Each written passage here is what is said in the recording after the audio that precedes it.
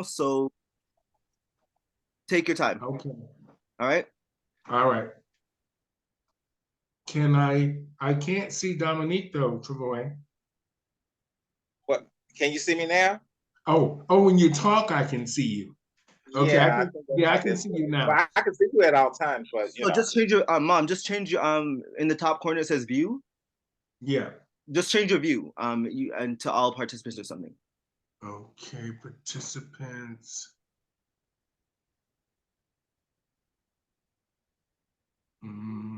So Or you sorry, sorry. Click gallery or immersive, like one of those two. can share this. Okay. Because Dominique is present. Okay, I'm just trying to. It says chat.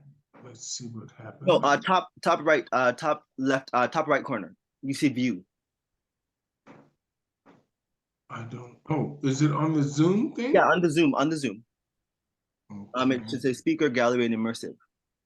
Okay, I don't see that. So, okay, let's close it. Oh, okay, there it is. All right. I think this is something. It says meeting settings. That's it. Doesn't say what you're talking about.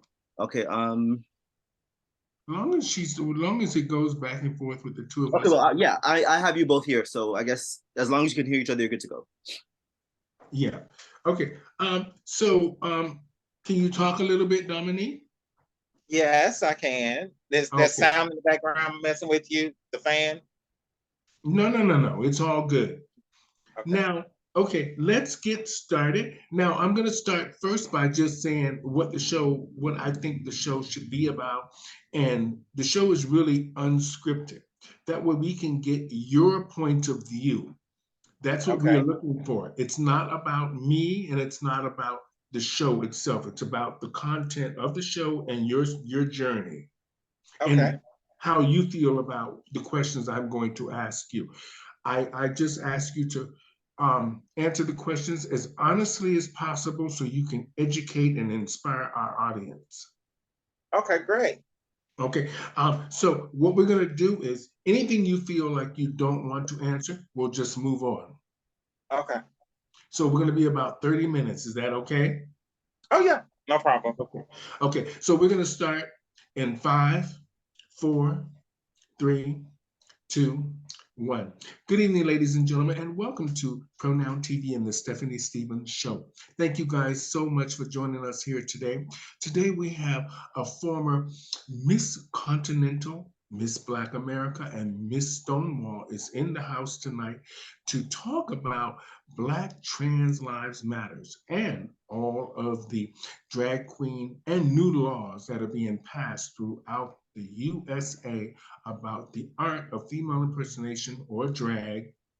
And we have the incredible Miss Domanique Shappelle in the house tonight. So thank you for joining us here today on Pronoun TV and the Stephanie Stevens Show, Miss Domanique Shappelle. Thank you for having me, Stephanie. Now, I know that you are from Birmingham, Alabama, and you now reside in Las Vegas. Yes. And you're running a production company now called Shappelle Productions. Yes, I established that pageant. It's through a pageant, should I say, back in, I would say, about 98, 99, when I first moved to Louisville, Kentucky. And it's been growing ever since. Wonderful. Now, today we're going to talk a few things about your win at Miss Continental was phenomenal. Your win, the way you looked, the way you put it all together was phenomenal. So I want to just say congratulate you on being a former Miss Continental. Now, I haven't heard much about the Miss Stonewall pageant, but when my agent was talking, she said, let's talk a little bit about Miss Stonewall, the pageant, and because you know they preserved the building now. It's a landmark in New York City now. So what was that pageant about, and were you really, what did you do to be a part of it? Why did you want to be a part of the Miss Stonewall pageant?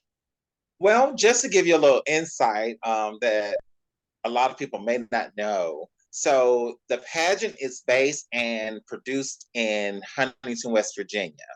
So the owners of that pageant named the pageant after the bar, which was named after the Stonewall riots and all of that, uh, things that went on during that time. And so it just basically continued the name and the legend behind the name and what happened on that, that day and during that time. So the pageant is based on female impersonators who come to the Huntington, West Virginia area, and it promotes the bar as well as the name of Stonewall and keeps that conversation going.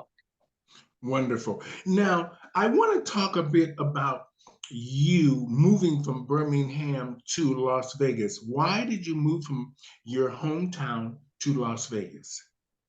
Well, it's a 4-state journey. It started back in 1997, 98. Yeah, 97, 98. I was 27 years old, and I had always explored traveling through pageantry. And so I went to do Entertainer of the Year that particular year. I won a prelim in Louisville, Kentucky called Midwest Entertainer of the Year. And to my surprise, I beat out some big names, during that time.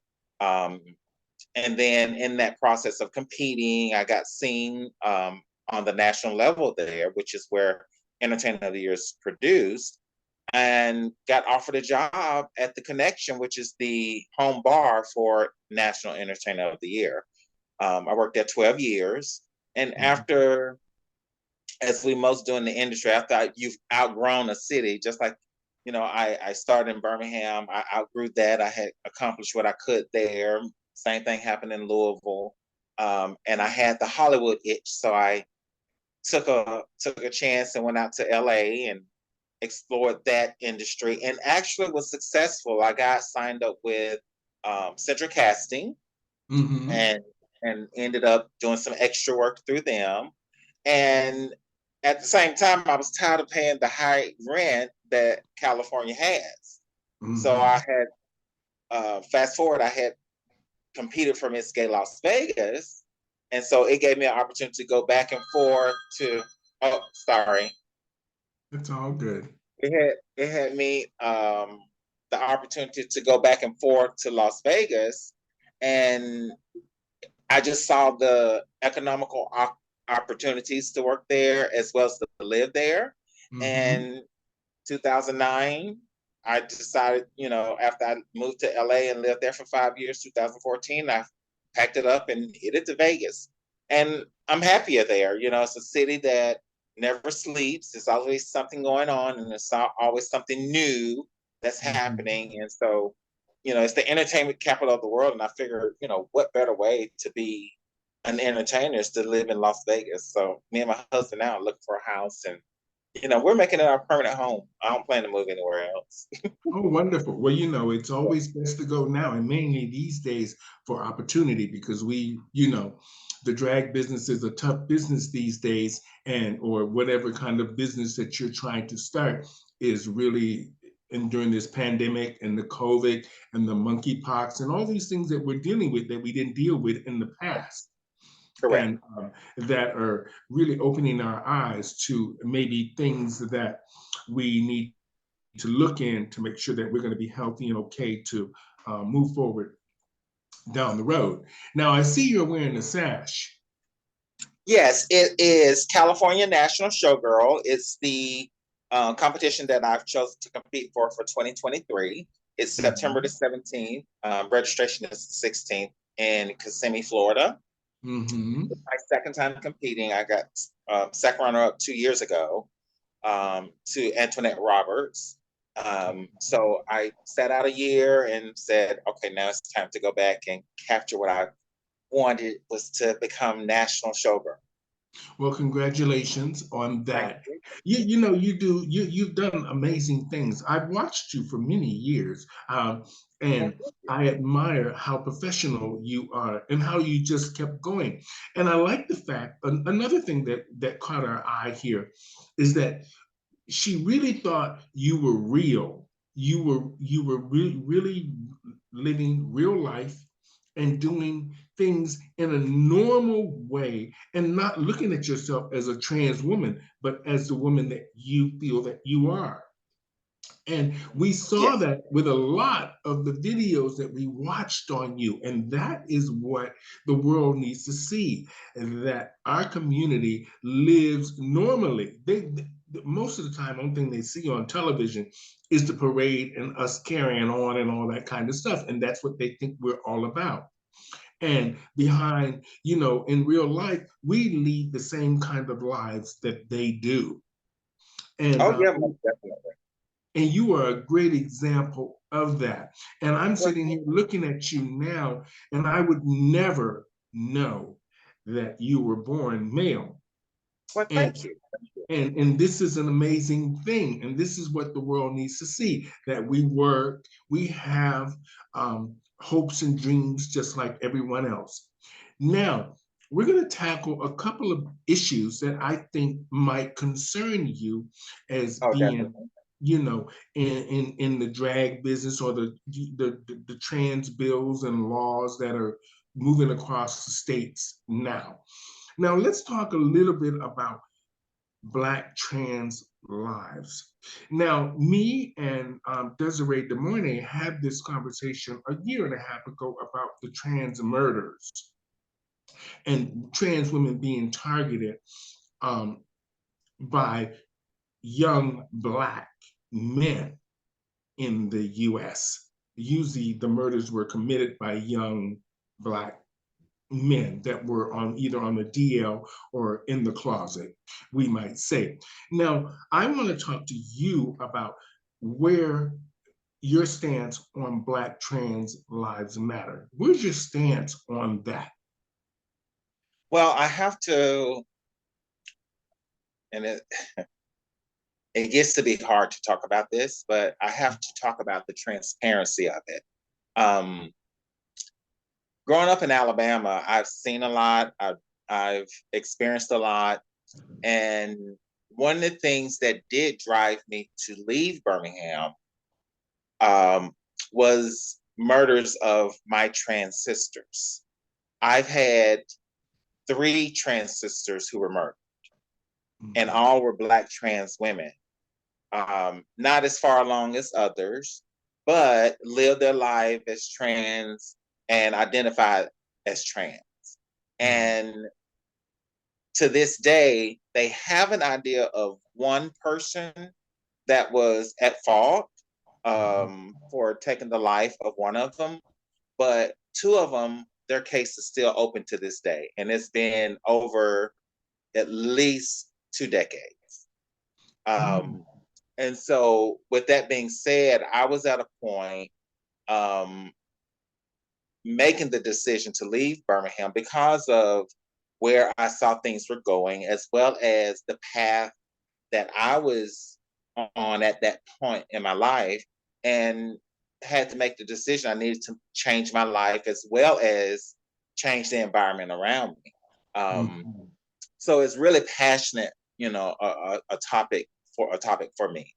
Um, as far as the girls that have uh, been victims to this situation, um, my heart goes out to their families. My heart goes out to the community as a whole, because you can't take for granted, one, that someone knows that you're trans, um, simply because the most important thing, not everybody lives in a metropolitan area or exposed to a diverse lifestyle. Some people are actually very sheltered, and sad to say, I'm not making excuses, but some people just don't know how to react when they do find out certain things, and they go over the top. And that needs to be addressed, because in this day and age, you have to understand, ask the questions, but your actions don't have to take it to a level of taking a life. It Mhm. doesn't. I don't. I'm not for the death penalty. I'm not for vigilante or any of those type of things that where you have to result in taking someone's life. I think it's precious, and a lot of people don't even know I'm actually pro-choice, but at the same time, I'm pro-life, so it's a lot of things that transpire with when you talk about Black trans lives matter.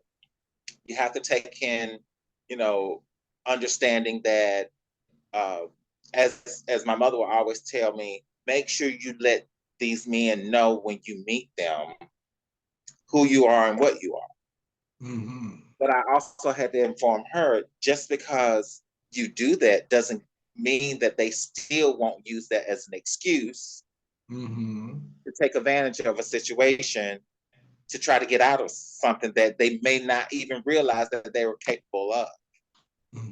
So I mean, I've even had guys to try to use that reverse psychology on, oh, I didn't know that you were, and oh, I ain't with that, and trying to escalate it. And it's fortunate for me, I'm 6'1", so they tend to think secondly about trying to try something to the next level. But some girls are not fortunate to be 6'1" and a little bulky, you know what I mean? So it's a very, very interesting topic and situation that we're dealing with, but no one deserves to be taken to that level where they're unalive. And that's just, where I see things with it. Take responsibility, yes. Be as transparent as possible. And I even take it to some of the conversation, when should they know? In my opinion, immediately. Yeah. Like even to the point, like if I walk out of a store and you flirt with me, my first line is, do you realize I'm a trans woman? And even with me just telling them that, they still take some offense because they didn't know. And now they're questioning their manhood, but they got to take it out on somebody else because they don't know how to handle the situation, and it's like, it's a lot to deal with, We are in my opinion, the foundation of holding, when they say the world on your back, because we have to deal with so much more, and especially being Black trans. I'm just saying. Well, I commend you for, standing up and being open and honest. I always think is the key to all of this. A lot of the girls have, they structure their lives about being realistic and passing. And this is probably something that's put their lives in jeopardy many times. And like you said, if they were open and honest right from the get-go, men might be less likely to try something, but even at the same time, they sometimes their ego or them around their boys, they think their masculinity has been challenged. Correct. Now, there used to be a bar in Las Vegas when I first started going there, and it, out of all the traveling I've done and worked in different cities and different nightclubs and things of that nature, it was the first bar that I knew of that was exclusively for trans women and their interests, their admirers, as they put it. And when I moved there, I found myself, I wasn't going anywhere else. Like, to be able to, go to a bar, I can sit, I can, be asked to dance, I can have conversation, and never, not one time do I have to say, do you realize or do you understand, or let me just make sure, because every man that comes in that door knew where they were coming to. And we didn't have those problems. It was a very lovely and great environment to be able to just not even have that conversation because they knew, So. Well, that's wonderful. I mean, I was in Thailand and I actually, what you're saying now about the bars exclusive trans, I was in a couple of the bars there and the men didn't, and there was a lot of men there that came through the door and they knew exactly where they were. You didn't have to, Correct. question these things. And that's a very good idea probably big business down the road. If you Correct. know what I Correct. mean. Well, I'm believe it or not, I'm working on it now. Oh, So okay. there's a void. So I'm trying. Wonderful. Now let's talk a little bit. Now, when I want to know what you think brought all of this conversation in the government with all of these politicians now attacking drag and trans women. Now, this is my thought. This is the way I'm thinking. None of this, we've always been in the news about murders, trans murders, about the gay community, drugs, all these kind of things. But when RuPaul's Drag Race came onto television, it was a good thing, a good platform across the board for a lot of drag queens, not trans women, which I think, my thought is, if he would have addressed that from the get-go on the show, it would be helping what's happening now. But I said soon to my director, soon as TikTok took off, and you start seeing all these, this is not a black and white issue, young, but mostly white men click-clacking with fingernails, putting makeup on, and it became more and more and more. Men in general don't want to see their young 18 to 20, sometimes 16, 12-year-olds click-clacking with fingernail polish on and nails, regardless of how they feel inside. Most men, adult men, don't want to see their young male children with all of this makeup on, all of this freedom on a platform that is so big, undermining, I would say, masculinity. Mm-hmm. Because two things, the reason I'm bringing this up is because I think that the Drag Race helped spark what the conversation we're having now. But the trans community is what they target because that is the sexualized part of it. And well, I think that we are natural sexual beings because in most cases, and this is just true reality, when you see a trans woman, because of her transition, men naturally are going to be aroused. It's just because we fit into the criteria of attractive woman. Compared to the drag side of it, it's the illusion. And you still have men who are captivated by the illusion of that drag, what it presents, and how they look and dress and all that kind of stuff. But where I think the problem totally lies is the best way I can put it is the open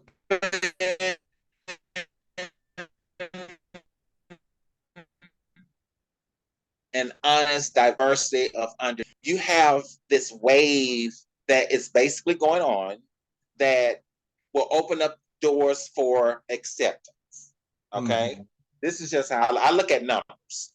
And when you have not only a group of people, but then a generation of people who are more acceptant or have more acceptance, then what was classified as the norm will not be the norm. You have a large percentage are identified as non-binary. You have another large percentage identified as trans woman or trans man. And now you have, more people coming out, oh, I'm bisexual or I'm trisexual, or however they want to label it. And then you get that collective of who thinks they're, remember numbers, majority, straight. Now you're feeling, oh, you're messing with the man and the woman livelihood and da da da da. No, it's just more people are feeling like they don't have to hide who they are.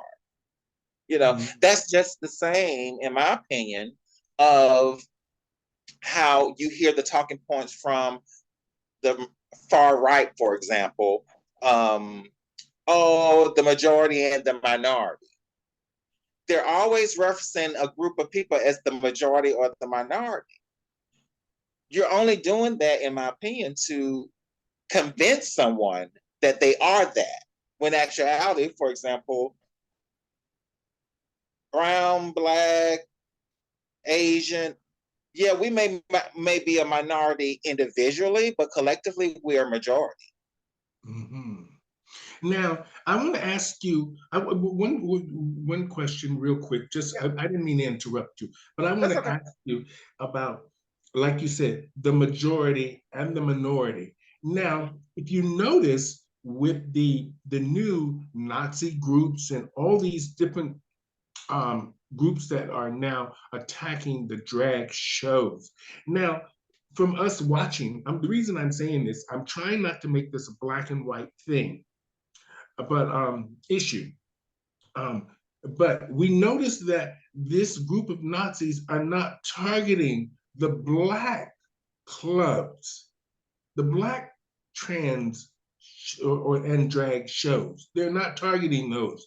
They're targeting the predominantly white or mixed clubs, or very visible clubs that they know. Why do you think that is? Well, it's as simple as what I would call comfort. So let's look at, there was a time when gay men were looked at, oh, that's not da, da, da, da, da. And it became so of the norm that everybody wants a gay friend now. You see what I'm saying? And so Yeah. now is that the attention has diverted to another group of people, which is the drag queens per se, or it may be the Latino groups or the Latino clubs, because they are quote unquote the problem. They're crossing the border. The Jewish are coming in and trying to take over. No, these people have always been here. I heard a politician talk about how the migrants, for example, are coming in and overflowing, the area, the border, and all that kind of stuff. And another gentleman that he was talking to, he was like, "No, they're just coming home. Mm-hmm. They this part of the country on where I live at, California, Mexico, New Mexico, all of that was Spanish territory." Mm-hmm. And people often say, go back where you came from. And I tell people all the time, I don't ever like to make it a black or white issue, but there were no white people here at one point in time. Mm-hmm. You have to remember that. So when you tell somebody to go back to where you came from somewhere else too. Mm-hmm. So it works across the board. And I think when it comes down to the white supremacists that are targeting certain groups, it's the ones that they hate the most, or the ones that they feel that they can do something about now, because we've gone through, people of color have Mm-hmm. gone through that process of saying, oh, you don't belong here, and da da da da. And now they've moved on to another group of people because they're the easier targets. Mm-hmm. We had the people of color had to deal with that in the early 20s, 30s, 40s, 50s, 60s, when there wasn't an issue with, as they say, with the Latino and the Asian community. But now you see a collective of those kind of, nationalities coming over. Now they're easier target. Just the same with the issues about quote unquote drag queens. Drag queens been we've been doing this for how many decades? And you Yeah. just not want to say something about it. I remember back when I first started doing drag in Alabama, they would tell us, "Oh, make sure you put on at least one pair of boy underwear." Mm. And it I was like, "Oh, know. that's the law, because if they catch you, without, then they can charge you with something else," and blah blah blah. And it was just, I don't know if that actually was on the books, but it was that fear factor that was put there that was like, okay, well, I need I don't need no problems, those kind of things. Mm-hmm. So I think it's just a focus of redirecting attention to certain groups of people because they're easier target. Hmm. Now, we can talk all day about a lot of these issues, but at the end of the day, Black trans lives matter. And it's really an important issue for you and many other trans women and our community. It's something that we have to stand up for and protect. Now, what in closing, what do you think we need to do now with all the laws and all of the rhetoric all over social media? What do you think we need to do? Well, I'm a very political person, so I go to the politics side of it first.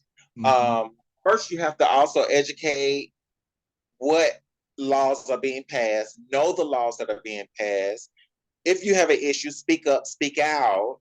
I Mhm. started a little hashtag when all this was started, using hashtag Queens United, Mhm. simply because in order to do anything, we're going to have to unite wherever you are in your community.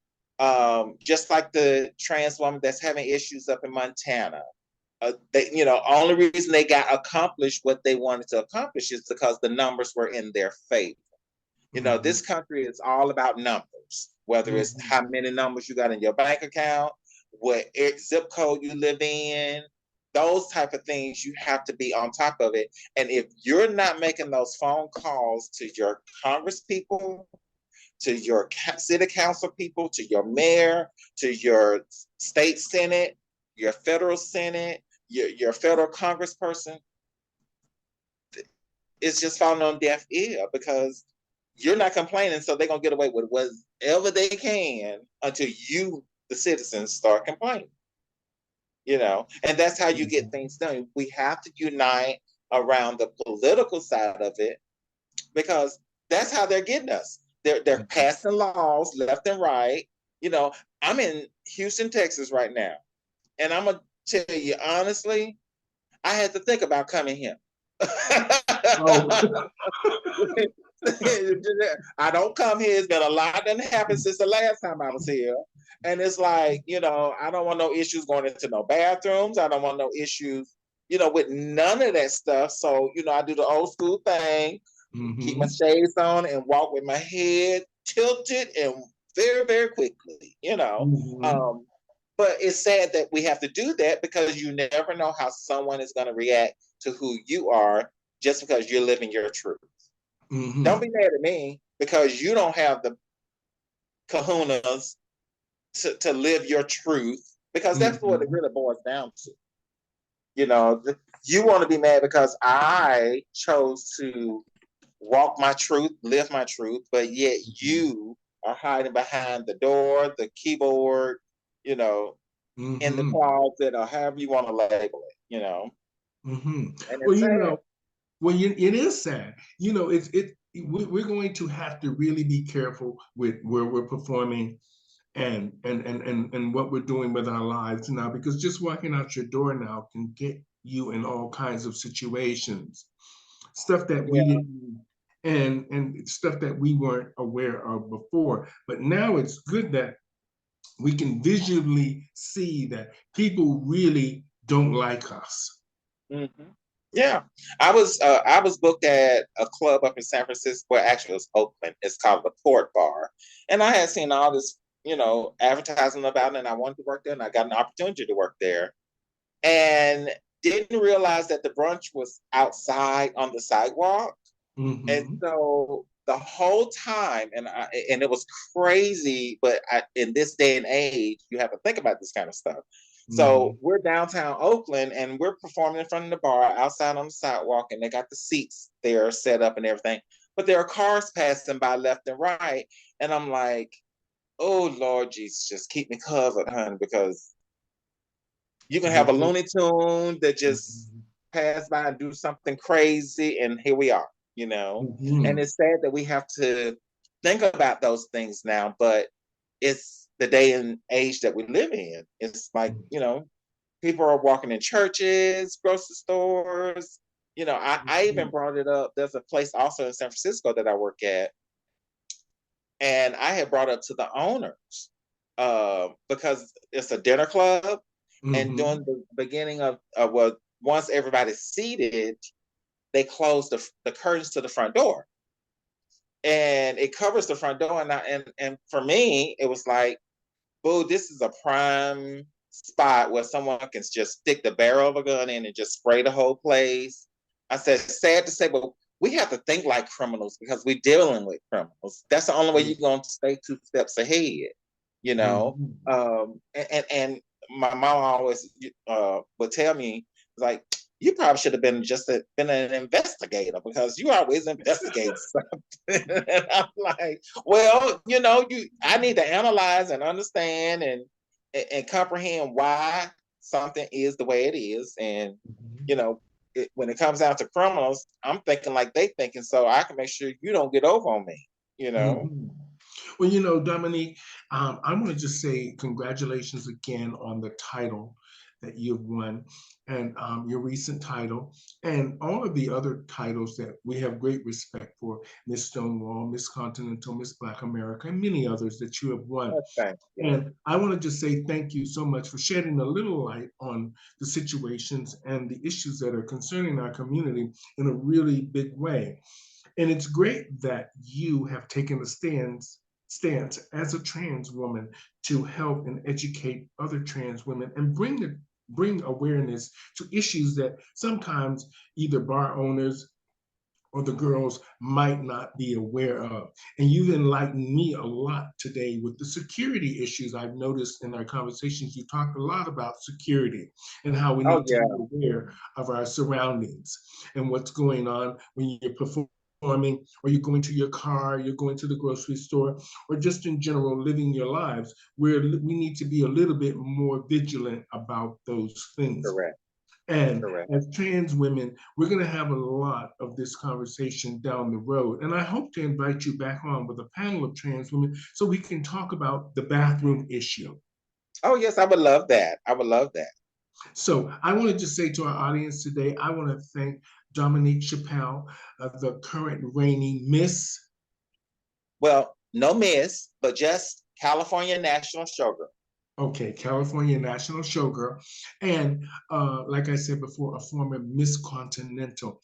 And we wanted to say thank you for having her thank her for being on the show today. She did a great job inspiring and educating. I'm glad we got all that stuff figured out. The technical side. It was great.